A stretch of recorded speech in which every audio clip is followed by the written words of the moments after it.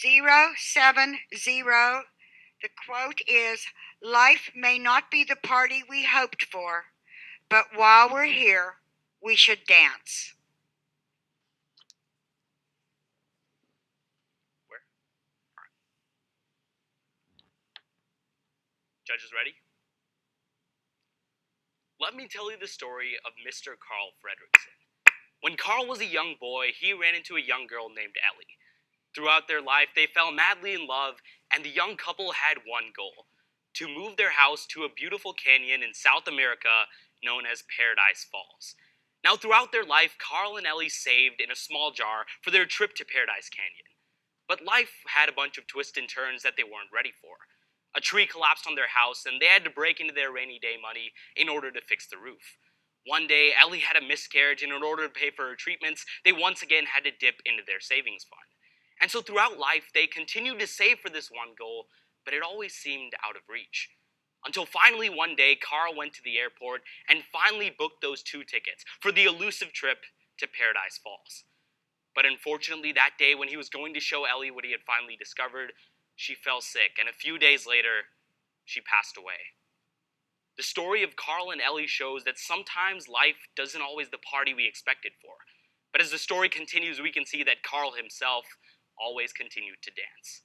When we analyze this quotation, we can learn 3 important things about our own lives and the paths that we take. That first, oftentimes, even though we hold idealistic expectations of what life is going to bring us, it doesn't always work out.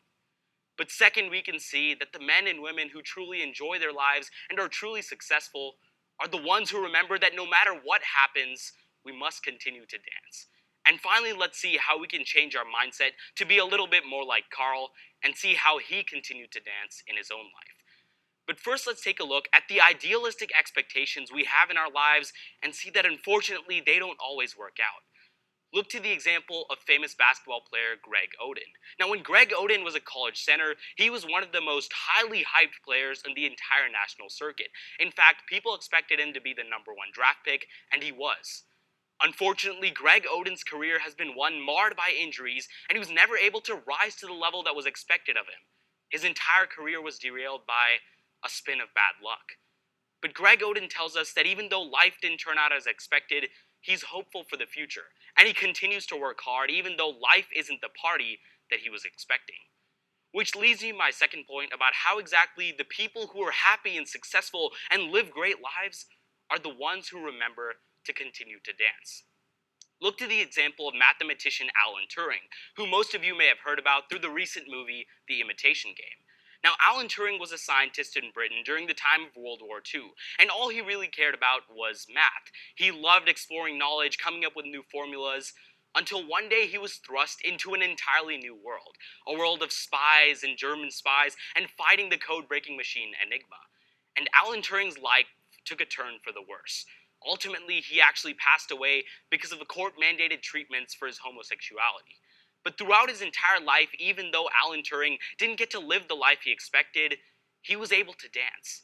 He ultimately cracked the German code-breaking machine Enigma and actually shortened the war, saving millions of lives. So we can see Alan Turing as an example of someone who didn't have the party they expected, but his dance has changed the world for the better. But now let's finally go back to the example of Mr. Fredrickson and see how we can all change our mindset a little bit in order to be able to have dance no matter what life may throw at us. Now, towards the end of the movie, Mr. Fredrickson meets a young boy, Russell, and a dog named Doug. But ultimately, when he's pursuing his goal of moving his house to Paradise Canyon, he lets his new friend slip away, sticking to that single-minded goal of moving his house there. Now, even though Ellie has passed away years ago, Carl still gets his house all the way to Paradise Canyon, and he's sitting in his chair, happy that he's finally accomplished his goal. And while he's doing that, he starts leafing through the adventure booklet, the scrapbook that Ellie left him. And on the last page, he sees a note from her. It says, "Thanks for the adventure. Now go have a new one." And Carl decides that even though his entire life was fixated on this one party that didn't work out because his wife passed away, he can still be able to dance.